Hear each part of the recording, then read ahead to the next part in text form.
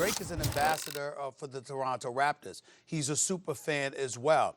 And the person that he was touching is a coach that he loves, and Nick Nurse, and a team he supports. Now, had he touched Budenholzer or somebody for the Bucks, I would have had a problem with it. But him rubbing the shoulders of Nick Nurse is not an issue. Him heckling the Greek Freak, who, by the way, shot an air ball. I mean, one of the most grotesque-looking air balls from the free throw line that I had seen in quite some time. I mean, it's one of those bloopers, fellas. Remember when 50 Cent threw out the first pitch and a couple of others in baseball? You saw him throw out the first. I mean, this was the air ball was on that level. I was like, oh, my Lord, I couldn't believe it, okay? You're heckling the Greek Freak, you're heckling players or what have you. Spike Lee has done it. Jack Nicholson has done it.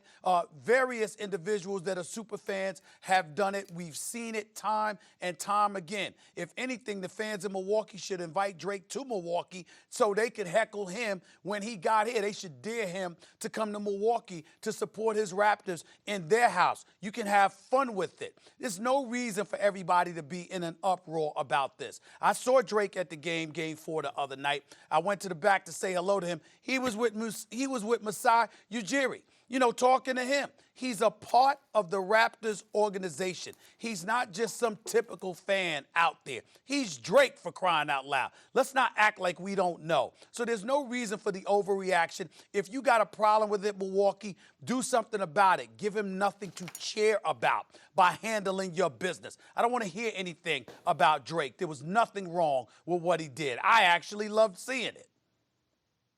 Yeah, Jalen. I'm with Stephen A. I have zero problems with it. And I want to go back into the time machine. You appreciate this, Stephen A. How about when you went to Detroit and Leon the Barber was in the stands heckling the opponents? You remember those days? Yes, Rest in peace to the legend. How about when you went and played at the Washington Bullets at the time, and Robin Ficker, the attorney, was sitting behind the bench stomping in cowboy boots while your coach was trying to give you a message in the huddle? When you go to Indiana, the gentleman on the baseline with the signs. How about Philadelphia, when you were in a huddle and the guy behind the bench with the whiteboard writing stuff on it? This is what makes the NBA a personal experience and distinguishes itself, for example, from the NFL. Because when you're watching that sport and you see the fans, they're actually in a suite. And for anybody that's ever been courtside, you actually get a chance to walk up and down the court when you get that access. You don't even have to be Drake to do it. So I appreciate the fact that he's supporting his hometown team. But unlike Spike Lee, Drake is smart in this regard, Stephen A. He ain't going to Milwaukee. Spike would go to Indiana. Drake ain't going to Milwaukee. They've already banned playing his music in that city. They're taking it so personal. But I have zero problems with what he's doing.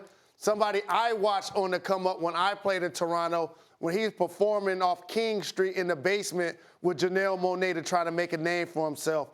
Now the Toronto Raptors are playing big-time basketball in the conference finals. Go ahead, Grinch, Max Kellerman. Yeah, I have a problem with it. And when it was first reported, I thought like it registered as Nick Nurse. Like I'm like, whoa, excuse me, as Budenholzer. And I was like, whoa, he can't be touching the opposing coach. But you're right, Stephen A. Like when I watched, no, it was Nick Nurse. That's fine. That's his coach. And obviously he's a part of the organization and all that.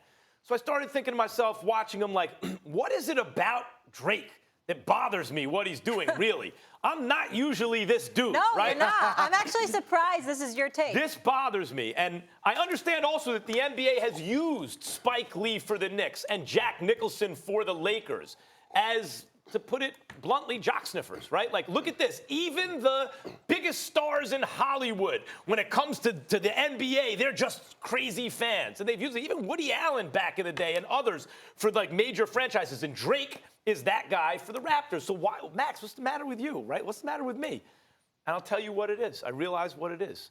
I realized watching Drake that if I had access like that to, say, the New York Yankees, I would be acting exactly the same way and I would be embarrassed about it. When I watched myself back, I would be embarrassed. I'd be like, damn, you're kind of playing yourself. You're not on the team, brother, right? And as is the case in life, the guy that really gets under your skin, really what that is they're reminding you of something about yourself you really don't like. When I watch Drake, he reminds me of a part of myself I don't like.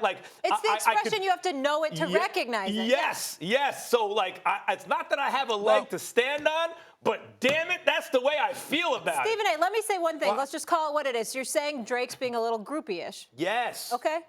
Stephen A.? Okay, what I'm saying is, what's the problem with that? If just because you would be uncomfortable with it doesn't mean that Drake is. Drake is perfectly fine within himself, acting the way that he's acting and what have you. And I think that it's something that's great. I mean, because it shows how active he is. One of the things that absolutely had me dying laughing, I was watching the Toronto Raptors playoff game. I forgot whether it was against Orlando or Philadelphia. I think it was against Philadelphia, one of the first two games, right?